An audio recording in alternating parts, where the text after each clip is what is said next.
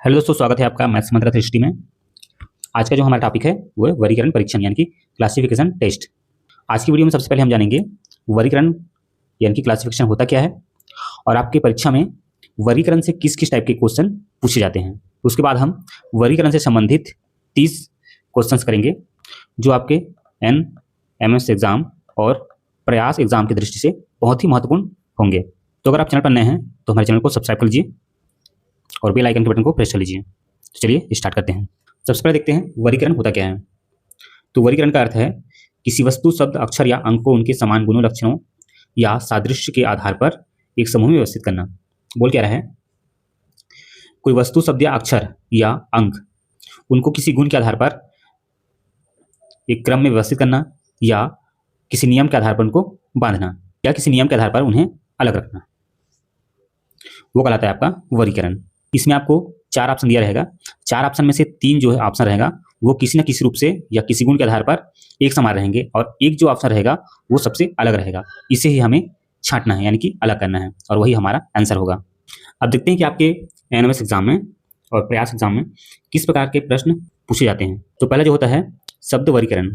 इसमें आपको हिंदी या इंग्लिश के शब्द दिए रहेंगे जो किसी गुण के आधार पर एक समान होंगे और एक जो रहेगा सबसे अलग रहेगा। जैसे यहाँ पे देख लेते हैं, एग्जाम्पल दिया गया यहाँ पे नदी, तालाब, झील और पहाड़। तो यहाँ पे नदी, तालाब और झील ये तीनों एक समान है। क्यों एक समान है? ये जो तीनों हैं ये जल के स्रोत हैं, जबकि आपका पहाड़ जल के स्रोत नहीं है। तो हमारा आंसर क्या हो जाएगा? ऑप्शन नंबर डी, पहाड़।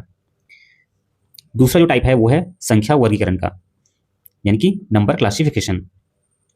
इसमें संख्या या संख्याओं के समूह दिए जाते हैं जो गणितीय संबंधों जैसे कि अभाज्य संख्या, वर्ग, घन, सम, विषम या किसी संख्या से विभाज्यता पर आधारित होते हैं या फिर किसी नियम के आधार पर या सभी में कोई ना कोई नियम लागू रहेगा और एक ऐसा रहेगा जिसमें वो नियम नहीं लगता है। तो यहाँ पे उदाहरण दिया गया है जैसे 13, 12, 15 और 21। तो यहाँ पे 13 एक अभाज्य संख्या यानी कि प्राइम नंबर है और बाकी जो है प्राइम नंबर नहीं है। तो हमारा आंसर क्या हो जाएगा?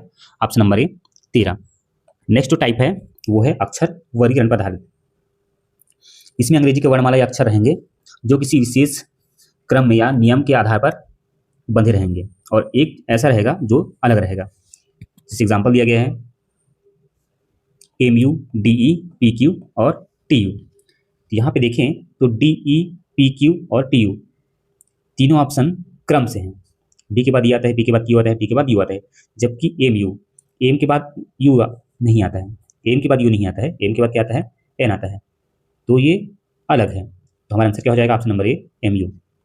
चलिए वर्गीकरण से संबंधित ऐसे क्वेश्चंस देखते हैं जो आपके एग्जाम की दृष्टि से बहुत ही महत्वपूर्ण है। तो अंत तक हमारे साथ वीडियो में बने रहिए। तो पहला क्वेश्चन देखते हैं, विषम शब्द चुनिए। सभी क्वेश्चन में आपको विषम शब्द चुनना है। जो 4 ऑप्शन दिए रहेंगे, चारों ऑप्शन में से कोई भी एक ऑप्शन अलग रहेगा, उसको आपको चुनना है। तो पहला क्वेश्चन दिया है शेर, बैल, बकरी और कुत्ता। तो बताइए इसका आंसर क्या हो सकता है? तो ऑप्शन नंबर बी देखिए, B, C और D तीनों जो है पालतू जानवर हैं, जबकि शेर पालतू जानवर नहीं है। तो आपका आंसर हो जाएगा ऑप्शन नंबर ए, शेर। अगला है भुवनेश्वर, बिहार, गोवा, उत्तर प्रदेश। तो यहाँ पे बिहार, गोवा और उत्तर प्रदेश तीनों क्या है?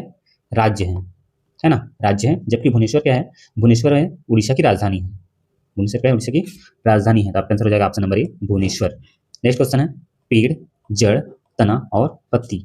तो यहाँ पे जड़, तना और पत्ती ये तीनों जो है पेड़ के भाग हैं, जबकि ऑप्शन नंबर में ए हमें पेड़ दिया गया है। तो ये तीनों पेड़ के भाग हैं। तो हमारा आंसर हो जाएगा ऑप्शन नंबर ए, पेड़। अगला क्वेश्चन भारत, चीन, रूस और यूरोप।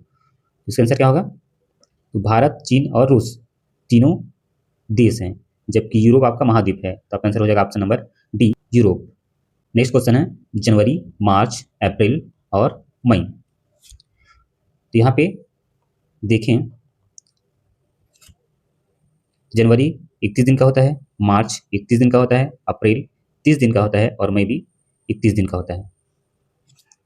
तो जनवरी, मार्च और मई 31 दिन का है, जबकि अप्रैल आपका 30 दिन का है। तो सबसे अलग कौन हुआ? अप्रैल हुआ। आंसर हो जाएगा ऑप्शन नंबर सी, अप्रैल। अगला क्वेश्चन है बृहस्पति, चंद्रमा, पृथ्वी और शुक्र। चलिए बताइए इसका आंसर क्या होगा? देखिए बृहस्पति, पृथ्वी और शुक्र तीनों ग्रह हैं, जबकि चंद्रमा उपग्रह है। चंद्रमा किसका उपग्रह है? यह है पृथ्वी का उपग्रह है। तो चंद्रमा आंसर हो जाएगा option number B, next question, kilogram, quintal, gallon और टन। तो यहाँ किलोग्राम, क्विंटल और टन तीनों ठोस वस्तु को मापने का मात्रक है, जबकि गैलन आपका तरल पदार्थ को मापने का मात्रक है, तरल पदार्थ को मापने का मात्रक है। तो अलग हो जाएगा ऑप्शन नंबर सी गैलन, और ये हमारा आंसर हो जाएगा। नेक्स्ट, पानी, भाप, ऊर्जा, भोजन, बिजली, कड़क, सूर्योदय, प्रकाश। तो यहाँ पानी से भाप बनता है, भोजन से ऊर्जा बनता है, बिजली कड़कती है ना, बिजली चमकती फिर कड़कती है, उसके बाद सूर्योदय होता है तो प्रकाश होता है। तो ऑप्शन नंबर बी में ये थोड़ा उल्टा क्रम में है, ऊर्जा से भोजन नहीं मिलता बल्कि भोजन से ऊर्जा मिलती है। तो हमारा आंसर हो जाएगा ऑप्शन नंबर बी, ऊर्जा, भोजन। नेक्स्ट क्वेश्चन है, शेरनी, शावक, गाय, बछड़ा, माँ, बेटी, बेटी, बहन। तो इन सब में देखें तो माँ और बच्ची का संबंध बताया गया है। किनका संबंध? माँ और बच्ची का। जबकि ऑप्शन नंबर डी में बेटी बहन का संबंध बताया गया। तो हमारा आंसर हो जाएगा ऑप्शन नंबर डी, जो इन तीनों से अलग है। नेक्स्ट है कार, ट्रेन, ट्रांसपोर्ट और बस। तो कार, ट्रेन और बस जो है ये सभी ट्रांसपोर्ट के साधन हैं, और जबकि ट्रांसपोर्ट इनसे रिलेटेड शब्द है। तो हमारा आंसर हो जाएगा option number C, transport. Next, choose the odd one out. Nose, heart, ear, eye. यहाँ पे देखें, नोज यानी कि नाक, ईयर कान और आई यानी कि आँख, ये जो तीनों अंग है वो शरीर के बाहर होते हैं, और आपका हार्ट यानी कि दिल ये शरीर के अंदर का भाग है, अंदर का अंग है। तो हमारा आंसर हो जाएगा ऑप्शन नंबर बी, हार्ट। अगला है युवराज सिंह, राहुल द्रविड़, MS धोनी, सानिया मिर्जा। तो युवराज सिंह, राहुल द्रविड़ और MS धोनी ये तीनों क्रिकेट प्लेयर हैं, जबकि सानिया मिर्जा है वो टेनिस प्लेयर। तो option number D, Sania Mirza आपका आंसर हो जाएगा। नेक्स्ट है बटर, क्रीम, वाटर, कर्ड। तो बटर, क्रीम और कर्ड ये तीनों किनसे बनते हैं? मिल्क प्रोडक्ट है ना, दूध से बना प्रोडक्ट है वो, जबकि वाटर आपका दूध से बना प्रोडक्ट नहीं है। तो option number C, water answer होगा। Next, student, scholar, politician, leader, paddy, rice, soldier, warrior. तो यहाँ पे सबसे अलग कौन लग रहा है? Paddy, rice. Option number C होगा आंसर। अगला क्वेश्चन है हाउस, कॉटेज, हट, स्कूल। तीन चार ऑप्शन में से अगर देखें तो ये जो तीन ऑप्शन है हाउस, कॉटेज और हट, ये तीनों आपका लिविंग प्लेस है यानी कि रहने का स्थान है, जबकि स्कूल आपका पढ़ने का स्थान है। तो option number D, school answer होगा आपका। नेक्स्ट क्वेश्चन जो संख्याओं पर आधारित है, 31, 37, 23 और 21। तो बताइए इसका आंसर क्या हो सकता है? यहाँ पर ध्यान से देखें तो 31, 37 और 23 ये तीनों प्राइम नंबर है, अभाज्य संख्या है, जबकि 21 प्राइम नंबर नहीं है। तो हमारा आंसर होगा ऑप्शन नंबर डी, 21। नेक्स्ट, 1, 8, 27, 90। तो यहाँ पे अगर देखें तो 1, 8 और 27 तीनों किसी न किसी संख्या का घन है। 1 1 का ही घन है, 8 2 का घन है और 27 3 का घन है, जबकि 90 किसी भी संख्या का घन नहीं है। तो हमारा आंसर हो जाएगा ऑप्शन नंबर डी, 90। अगला क्वेश्चन है 16, 40, 18, 45, 14, 28 और 8, 20। तो सबसे पहले हम इनमें देखना है कि किस प्रकार का इनमें संबंध है। तो 16 गुणित 2 करेंगे तो 16 दूनी 32 होता है, और 16 का आधा इसमें जोड़ देंगे तो 16 दूनी 32, 32 प्लस 8 कितना हो जाएगा? 40 हो रहा है। 18 दूनी 36, और 36 में इसका 18 का आधा यानी कि 9 जोड़ देंगे तो 18 दूनी 36 और 9 45 हो रहा है। 14 गुणित 2 करेंगे तो 14 दूनी 28, और 14 का आधा 7 तो 28 7 35, और 8 का 2 से गुना करेंगे तो 8 दूनी 16, और 16 में 8 का आधा जोड़ेंगे यानी कि 4 जोड़ेंगे, ये हो जाएगा 20। 3 में देखेंगे तो ए, बी और डी तीनों में ये नियम सेटिस्फाइड हो रहा है, जबकि सी नंबर में ये नियम सेटिस्फाइड नहीं हो रहा है। यहाँ 28 आया है जबकि 35 आना चाहिए था। तो आपका आंसर हो जाएगा option number C, 14, 28। Next question है 939, 663, 312 और 770। जो दिए गए संख्या है उनकी अंकों को जोड़कर देखते हैं। तो 9 9 18 और 3 21, 6 6 12, 12 और 3 15, 3 और 1 4 और 2 6, 7 7 14 और 0, तो ये जाएगा 14। यहाँ पे ऑप्शन नंबर ए, बी, सी तीनों जो है 3 से डिविजिबल है, 3 से पूरा पूरा भाग चला जाएगा, जबकि 14 3 से पूरा पूरा भाग नहीं जाएगा। तो आपका आंसर हो जाएगा ऑप्शन नंबर डी, 770। नेक्स्ट है विषम संख्या युग्म चुनिए। 2 6, 3 8, 4 4 5 12। यहाँ पे हमें जो सबसे आएगा उसको चुनना है। तो 2 6 कैसे आया होगा? तो 2 गुणित 2, 2 गुणित 4 और उसमें 2 जोड़ दें तो 4 2 6 हो जाएगा। इसी प्रकार 3 में 2 का गुना करें, 3 दूनी 6 और उसमें 2 जोड़ दें तो हो जाएगा 8। फिर 4 में 2 का गुना करें और 2 जोड़ दें तो 4 दूनी 8 2 10। वैसे ही 5 में 2 का गुना करें और 2 जोड़ दें, 5 दूनी 10 2 12। यहाँ पे देखिए ऑप्शन नंबर ए, बी और डी ये तीनों सेटिस्फाइड हो रहा है, जबकि ऑप्शन नंबर सी सेटिस्फाइड नहीं हो रहा है। यहाँ पे 10 आना चाहिए था, 4 की युग्म में 4 10 होना था, लेकिन यहाँ 4 4 है, तो ऑप्शन नंबर सी आपका आंसर हो जाएगा। अगला क्वेश्चन है विषम संख्या चुनिए। 341, 572, 871, 396। तो दोस्तों इसमें बहुत छोटा सा लॉजिक है। देखिए क्या किया गया इसमें, 3 और 1 यानी कि आपके इकाई का और सैकड़ा के अंक को जोड़ा गया है, जिससे दहाई का अंक बना है ना। सैकड़ा में 3 है, दहाई में 4 है और इकाई में 1 है। तो आपका इकाई और सैकड़ा के अंक को जोड़ेंगे तो दहाई आ रहा है। तो सब में देखते हैं ऐसी, 5 और 2 7, 8 और 1 9, 3 और 6 9। यहाँ 9 आ रहा है, जबकि यहाँ पे 7 दिया गया है। यहाँ पे 5 2 7 हो रहा है, 3 और 1 4 हो रहा है। तीनों में मतलब ऑप्शन नंबर ए, बी और डी तीनों में सेटिस्फाइड हो रहा है, और ऑप्शन नंबर सी में सेटिस्फाइड नहीं हो रहा है। तो हमारा आंसर हो जाएगा ऑप्शन नंबर सी 871। चलिए नेक्स्ट क्वेश्चन है, दिए गए चित्र के अनुसार विषम विकल्प चुनें।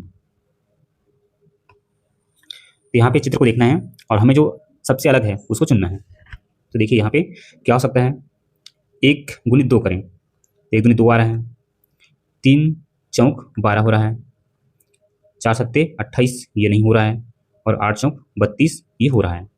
तो ऑप्शन नंबर ए, बी और सी तीनों जो है सेटिस्फाइड हो रहा है और सी सेटिस्फाइड नहीं हो रहा है। तो हमारा आंसर हो जाएगा ऑप्शन नंबर सी। अगला क्वेश्चन में संख्याओं का एक पैटर्न दिया गया है। देखिए 1 1 4, देखिए 1 1 4, 4 2 8, 9 3 27 और 16 4 64। यहाँ पे भी देखें तो 16 चौक 64 यानी कि इन दोनों को गुना करें तो आपका तीसरा नंबर का संख्या आ रहा है। वैसे ही 9 तिया 27, 4 दूनी 8 और 1 एकम 1। तो बी, सी और डी में शुरू के 2 संख्या का गुना करने पर आपका तीसरे नंबर का संख्या आ रहा है, जबकि ऑप्शन नंबर ए में ऐसा नहीं हो रहा है। तो हमारा आंसर हो जाएगा ऑप्शन नंबर ए जो अलग है। चलिए नेक्स्ट क्वेश्चन देखते हैं। आकृतियों के अंदर दी गई संख्याओं के आधार पर विषम चुनें। यहाँ पे त्रिभुज के अंदर 3 है, आयत के अंदर 4 है, और पंचभुज के अंदर 5 है, और षटभुज के अंदर 7 है। तो इसमें सबसे अलग कौन सा दिख रहा है? Option number D. क्यों अलग है? यहाँ 3 भुजा है, 3 लिखा है, 4 भुजा है तो 4 लिखा है अंदर में, और यहाँ पे 5 भुजा है तो अंदर में 5 लिखा है। जबकि यहाँ पे 6 भुजा है तो अंदर में क्या होनी चाहिए?